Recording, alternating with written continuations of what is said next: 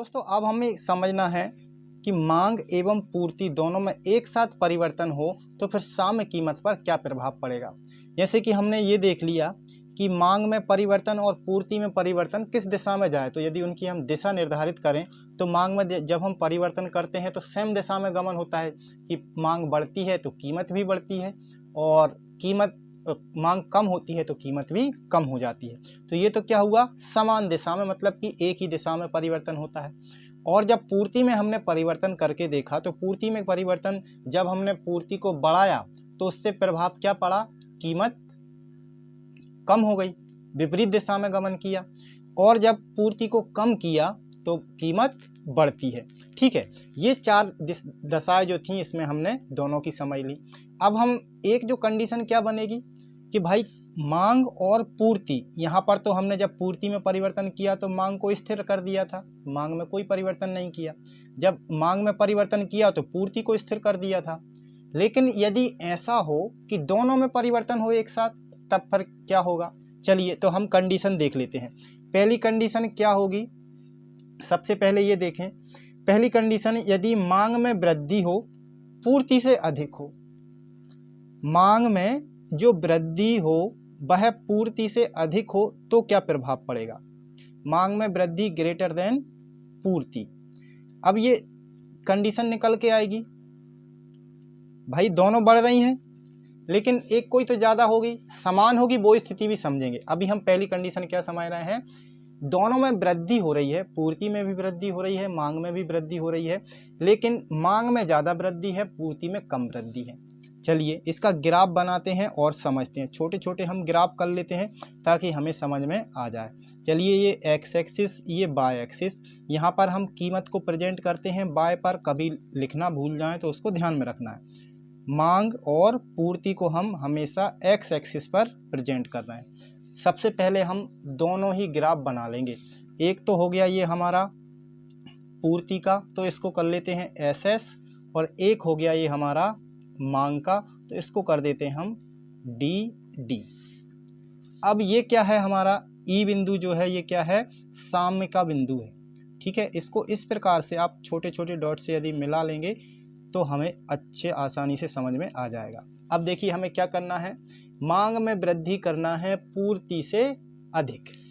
मान के चलिए ये हमारा दूसरा ग्राफ हम बना देते हैं मांग का, ये हो गया D1, तो यहाँ भी हम क्या कर देते हैं D1। अब पूर्ति में वृद्धि करना है लेकिन किस प्रकार से करना है, कम करना है। इसका मान लीजिए हम आधा कर देते हैं, तो यहाँ से थोड़ा सा ये करेंगे तो ये क्या हो जाएगा S1 और ये S1। अब जो ग्राफ हमारा निकल के आया है, यहाँ पर मांग बड़ी है इस तरफ और ये बड़ी है पूर्ति, इस तरफ पूर्ति बड़ी हुई है और इस तरफ ये मांग बड़ी हुई है। तो हमारा जो बिंदु शाम का निकल के आएगा वो ये आ जाएगा E1। E1 निकल के आया। अब ये E1 जो निकल के आया है इसको यदि हम यहाँ से मिलाएं तो क्या देखते हैं, पहले का जो P था वहाँ से थोड़ा सा बढ़ गया है, P1 पर पहुँच गया है। और इधर यदि हम देखेंगे तो मात्रा जो है वो भी क्या हो गई है, ये पहले Q थी अब ये Q1 हो गई है, तो ये भी बढ़ गई है और P1 भी बढ़ गया है। तो जब मांग में वृद्धि होती है पूर्ति से अधिक तो क्या सिचुएशन निकल के आती है, तो कीमत भी अधिक होती है, कीमत अधिक होती है। ये सिचुएशन आपकी पुस्तक में दी हुई है, बस उन्हें हमें समझना है। कीमत भी अधिक होती है और मात्रा भी अधिक होती है। किसकी मात्रा, पूर्ति की और मांग की, दोनों की मात्रा अधिक होती है।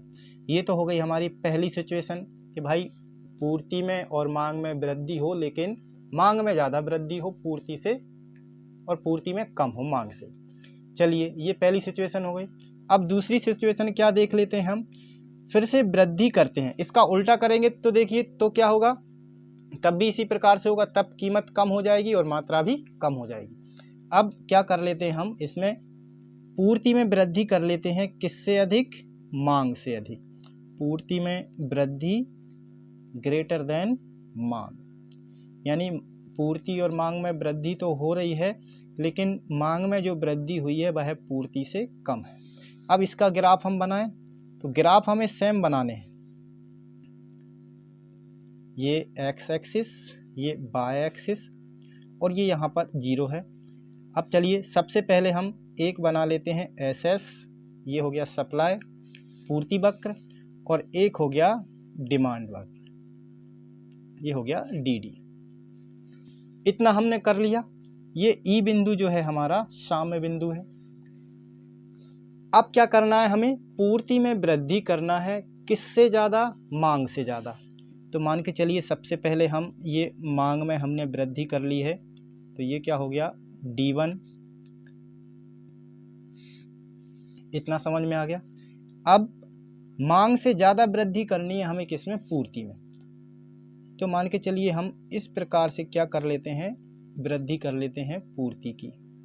ये हो जाएगा S1, ये भी S1।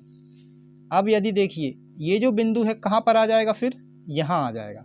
ये हो जाएगा हमारा E1, यानी पहले हमारा साम्य बिंदु ये था, अब कौन सा बन गया है? साम्य बिंदु A। अब यदि हम मिलाते हैं, देखिए यहाँ से यदि हम मिलाएंगे पहले वाले साम्य बिंदु को, तो इस प्रकार से ये हमारी कीमत निकल के आएगी P, और ये हमारा Q क्या निकल के आ रहा था? पूर्ति या फिर मांग की मात्रा। अब हम इस बिंदु को इस प्रकार से मिलाते हैं, तो ये जो मात्रा पहुंच गई है कहाँ पर? Q1 पर, मतलब ये तो बढ़ गई है। और यहाँ पर यदि हम मिलाते हैं इस तरफ से इस बिंदु को, तो यहाँ पर जो कीमत है वो कैसी हो गई है? कम हो गई है। इतना समझ में आ गया। जब हमने मांग में जो परिवर्तन हुआ था उसको अधिक रखा, किससे? पूर्ति में हुए परिवर्तन से, तो कीमत भी अधिक थी और मात्रा भी अधिक थी। लेकिन जब पूर्ति में जो वृद्धि हुई है, पूर्ति में जो परिवर्तन हुआ है वो मांग से अधिक है, तब क्या कंडीशन निकल के आई है? कीमत कम और मात्रा अधिक। यही आपकी पुस्तक में पॉइंट दिया हुआ है, उसको पढ़ लेना और इस तरीके से आप उसको समझ लेना। ये दो स्थितियां समझ में आ गई। अब हम चलते हैं तीसरी स्थिति पर। तीसरी स्थिति क्या हो सकती है? यदि मांग एवं पूर्ति में वृद्धि समान है तो कीमत में क्या परिवर्तन होगा? समान है मतलब कि देखिए जो हमारा मांग है, हमारी मांग है, मांग में वृद्धि और बराबर हो पूर्ति में वृद्धि, ये सिचुएशन बन सकती है।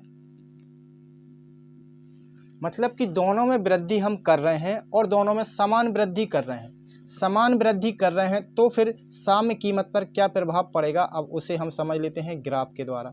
देखिए जो ग्राफ हमने बनाकर देख लिया है, अब इसकी जो हमें विवेचना करनी है, जो मैं 2 पॉइंट ये लिख रहा हूँ, यही 2 पॉइंट आपको एक्सप्लेनेशन में लिख देना है, आपका आंसर पूरा हो जाएगा। आपका आंसर पूरा किस प्रकार से होगा? देखिए यहाँ से हमने समझना स्टार्ट किया है, कहाँ से? साम्य कीमत पर मांग व पूर्ति के परिवर्तन का प्रभाव। सबसे पहले हमने क्या समझा? मांग में परिवर्तन किया। मांग में परिवर्तन किस प्रकार से?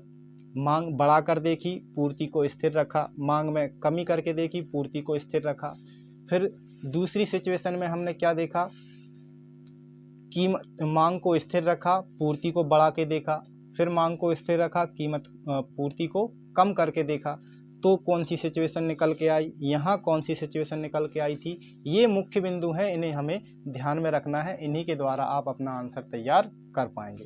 चलिए अब इसके बाद हमने देखिए जब हमने दोनों में परिवर्तन किया एक साथ, तो 2 सिचुएशन हमने देख ली हैं कि या तो मांग अधिक हो, दोनों में वृद्धि की है, आप इसका उल्टा कर देंगे, दोनों में कमी कर देंगे। दोनों साथ साथ परिवर्तित कर रहे हैं, यानी दोनों में साथ साथ परिवर्तन हो रहा है। एक ज़्यादा बढ़ रहा है, एक कम बढ़ रहा है, एक कम घट रहा है, एक ज़्यादा घट रहा है, इसका उल्टा हो जाएगा। अब पूर्ति में भी फिर पूर्ति को अधिक करके देख लिया मांग से, अब दोनों में हम समान करके देख रहे हैं। चलिए तो फटाफट से इसका हम ग्राफ बना लेते हैं। एक्स, ये हो गया वाई। क्या करना है? सबसे पहले एक मांग वक्र बना लीजिए, ये हो गया डी डी। ये यहाँ पर हम मांग और पूर्ति की मात्रा को दिखा रहे हैं और यहाँ पर कीमत को दिखा रहे हैं। तो ये आपको ध्यान रखना है, यहाँ पर 0 रहता है। एक हो गया यहाँ पर, ये मान के चलिए हमारा SS है। अब दोनों में हमें समान करना है कि जितनी वृद्धि मान लीजिए मांग में हुई है उतनी ही वृद्धि किस में हुई है, पूर्ति में हुई है। तो मान के चलिए 2 पॉइंट हमारी पूर्ति में, अब ये S था, ये मान के चलिए S1 हो गया। हमने क्या कर दिया है, इसमें वृद्धि कर दी है। अब 2 ही पॉइंट हम किस में वृद्धि कर देते हैं, 2 ही पॉइंट की वृद्धि हम कर देते हैं डिमांड में, यानी कि दोनों को बराबर बराबर आपको बढ़ाना है। किस प्रकार से बराबर बनाना है, यदि 2 पॉइंट वृद्धि हुई है मांग में तो 2 पॉइंट की ही वृद्धि किस में करनी है, पूर्ति में। ये बात ध्यान में रखना। अब यदि हम बनाएंगे, देखिए